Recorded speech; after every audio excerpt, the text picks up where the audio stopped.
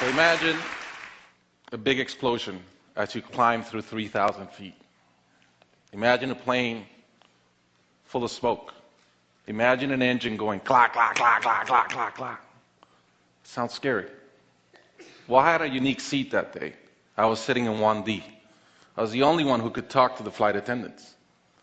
So I looked at them right away, and they said, no problem. We probably hit some birds. The pilot had already turned the plane around, and we weren't that far. You could see Manhattan. 2 minutes later, 3 things happen at the same time. The pilot lines up the plane with the Hudson River. It's usually not the route. He turns off the engines. Now imagine being on a plane with no sound. And then he says 3 words, as unemotional 3 words as I've ever heard. He says, brace for impact. I didn't have to talk to the flight attendant anymore. I could see in her eyes. It was terror. Life was over. And I want to share with you 3 things I learned about myself that day. I learned that it all changes in an instant. We have this bucket list. We have these things we want to do in life. And I thought about all the people I wanted to reach out that I didn't. All the fences I wanted to mend. All the experiences I wanted to have and I never did.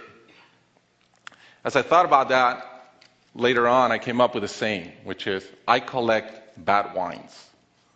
Because if the wine is ready and the person is there, I'm opening it.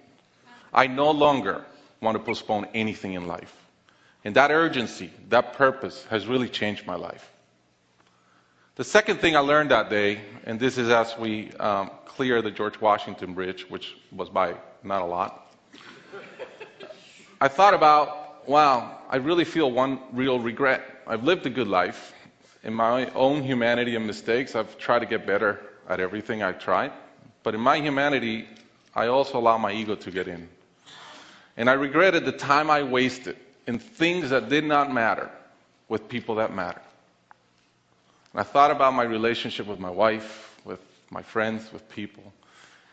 And after, as I reflected on that, I decided to eliminate negative energy from my life. It's not perfect. It's a lot better. I've not had a fight with my wife in 2 years. It feels great. I'm no longer trying to be right. I choose to be happy. The third thing I learned, and this is as your mental clock starts going 15, 14, 13, you can see the water coming. I'm saying, please blow up. Right? I don't want this thing to break in 20 pieces like you've seen in those documentaries. And as we're coming down, I had a sense of, wow, dying is not scary. It's almost like we've been preparing for it our whole lives. But it was very sad. I didn't want to go. I love my life. And that sadness really framed in one thought, which is, I only wish for one thing. I only wish I could see my kids grow up. About a month later, I was in a performance by my daughter, first grader, not much artistic talent yet. And I'm bawling. I'm crying like a little kid. And it made all the sense in the world to me. I realized at that point, by connecting those 2 dots, that the only thing that matters in my life is being a great dad. Above all, the only goal I have in life is to be a good dad. I was given the gift of a miracle of not dying that day. I was given another gift, which was to be able to see into the future and come back and live differently. I challenge you guys that are flying today. Imagine the same thing happens on your plane, and please don't. But imagine, and how would you change? What would you get done that you're waiting to get done because you think you'll be here forever? How would you change your relationships and the negative energy in them?